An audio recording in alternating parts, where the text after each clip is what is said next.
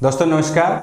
CrPC में आज शुरू करेंगे हम चैप्टर 36 को, जो प्री सीमा काल के बारे में बताता है कि कोई भी अपराध हो गया है उसके बाद उसके इन्वेस्टिगेशन का टाइमिंग कितना रहेगा, कितने समय तक उसको ऊपर कोर्ट कोई संज्ञान ले सकता है, इसके बारे में पढ़ते हैं। तो इसके ये सेक्शन 467 में इसकी परिभाषा दी गई है। 467 में कुछ विशेष नहीं बताया गया है, सिंपल सी बात बोली है कि जो सेक्शन 468 के अंदर परिसीमा काल के बारे में चर्चा कर रखी है वही इसकी परिभाषा में काउंट कर लिया। 467 को छोड़ के हम करते हैं सेक्शन 468 को। ये काफी इंपॉर्टेंट सेक्शन रहती है, इसमें से एक सवाल लगभग हर एग्जाम में पूछा ही जाता है। तो सेक्शन 468 क्या कहती है कि परिसीमा काल की समाप्ति के बाद अपराध का संज्ञान का वर्णन। मतलब ये हुआ कि जब परिसीमा काल समाप्त हो जाएगा उसके बाद अपराध का संज्ञान न्यायालय लेगा नहीं लेगा, इसके बारे में सेक्शन 468 प्रबंध करती है। तो सेक्शन इसकी उपधारा 1 बताती है कि जो उपधारा 2 में परिसीमा काल के बारे में बता रखा है वो टाइम समाप्त होने के बाद कोर्ट उस अपराध का संज्ञान नहीं लेगा, ये इसकी उपधारा 1 बताती है। तो परिसीमा काल अगर समाप्त हो गया तो उसके बाद अपराध का संज्ञान कोर्ट नहीं लेगा, 468 की उपधारा 1 कहती है ये। अब लेते हैं उपधारा 2 को, कि उपधारा 2 में बताया गया है कि किस अपराध के लिए कितना परिसीमा काल निर्धारित किया गया है।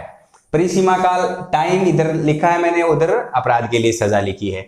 मतलब जो अपराध के लिए सजा है उसके हिसाब से परिसीमा काल निर्धारित किया गया है। पहली बात इसमें बताई गई है कि परिसीमा काल 6 माह होगा यदि उस अपराध के लिए जो सजा है वो केवल उसमें जुर्माने का प्रबंध अगर है, केवल अगर जुर्माना है तो 6 महीने तक का परिसीमा काल है। अब है दूसरा पॉइंट कहता है यदि अपराध नॉट एक्सीडिंग 1 ईयर, मतलब 1 साल से अधिक का नहीं है तो उस कंडीशन में परिसीमा काल 1 वर्ष। अब है इसका तीसरा पॉइंट कहता है कि परिसीमा काल 3 साल होगा यदि अपराध नॉट एक्सीडिंग 3 ईयर, 3 साल से अधिक नहीं है तो उसके अंदर परिसीमा काल 3 साल होगा। अब इसकी उपधारा 3 कहती है कि जहां एक साथ 2 या उससे ज्यादा अपराध हो। बहुत सी बार केस में ऐसा होता है, देखते हैं हम कि एक साथ कई सेक्शन एक अभियुक्त पे लगती है, तो उस मामले में परिसीमा काल कैसे निर्धारित किया जाएगा। उस मामले में परिसीमा काल जो भी उसमें कठोरतर अपराध है, मतलब जिसके अंदर मैक्सिमम सजा निर्धारित है, उस सेक्शन के हिसाब से उसमें परिसीमा काल निर्धारित किया जाएगा। जैसे कि एक चोरी का अपराध है, साथ में कुछ मारपीट का और कुछ मामला है किसी प्रकार, तो जिसमें सजा जिसमें ज्यादा है उसी के हिसाब से इसमें परिसीमा काल निर्धारित किया जाएगा। ये बताती है अपनी 468। अब 469 से पहले एक चीज 469 में बाकी रह गई थी कि हमने देख लिया इसमें कि 3 साल तक तो बता दिया इसमें कि अगर 3 साल तक का अपराध है तो परिसीमा काल 3 साल है, लेकिन अगर 3 साल से पार है तो उसमें परिसीमा काल का इसमें कुछ नहीं बताया गया। तो उसमें ये बात है कि अगर 3 साल से मामला पार हो गया अपराध का तो उसके अंदर परिसीमा काल का कोई टाइम डिसाइड नहीं है। बहुत सी बार हम देखते हैं कोर्ट में कि मर्डर से संबंधित और जो मुकदमे जिसमें ज्यादा सजा है 20-20 साल तक मुकदमे चल जाते हैं, तो उसमें परिसीमा काल का कोई टाइमिंग नहीं है। अब लेते हैं सेक्शन 469 को।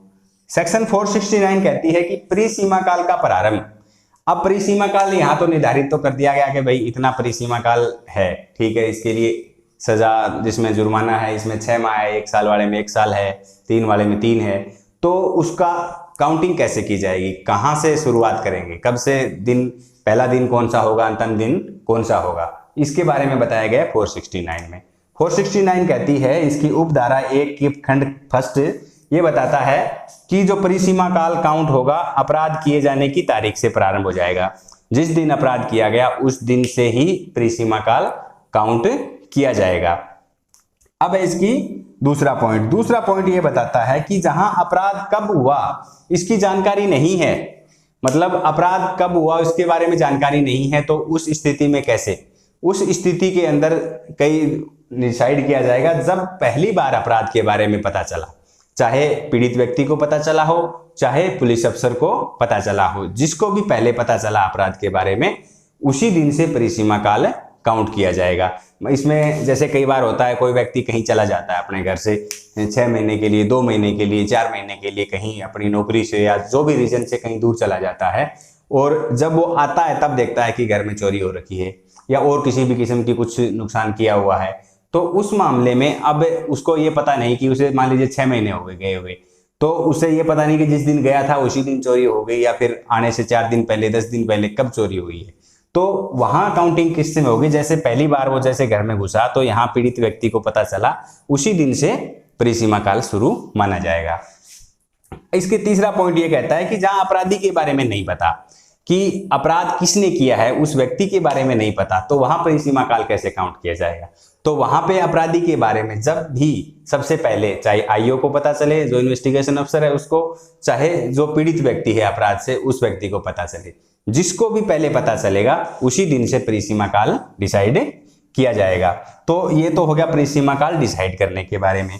अब इसकी उपधारा 2 बताती है कि ये जो अवधि है ये काउंट की जाएगी, इसके अंदर जिस दिन ये अवधि काउंट कर रहे हैं उस दिन को नहीं जोड़ा जाएगा।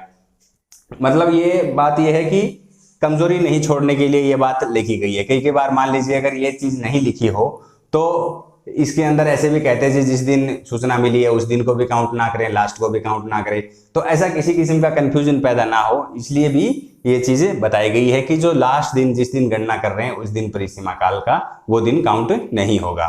तो अपना आज का वीडियो में परिसीमा काल के बारे में इतना पढ़ेंगे। मोटा मोटी तौर पर एक बार रिपीट कर लेते हैं। सेक्शन 467 में कुछ विशेष नहीं, परिभाषा बताई गई, जो 468 में वही परिभाषा। 468 के अंदर बताया गया है कि परिसीमा काल की अवधि क्या है। अगर परिसीमा काल खत्म हो गया तो इसकी उपधारा 1 में बता दिया कि उसके बाद कोर्ट संज्ञान नहीं लेगा।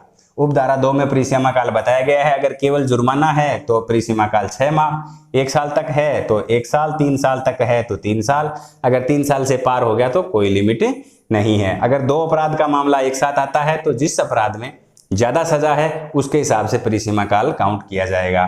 469 में यह बताया गया है कि परिसीमा काल प्रारंभ कब होगा, जिस दिन अपराध हुआ उसी दिन से।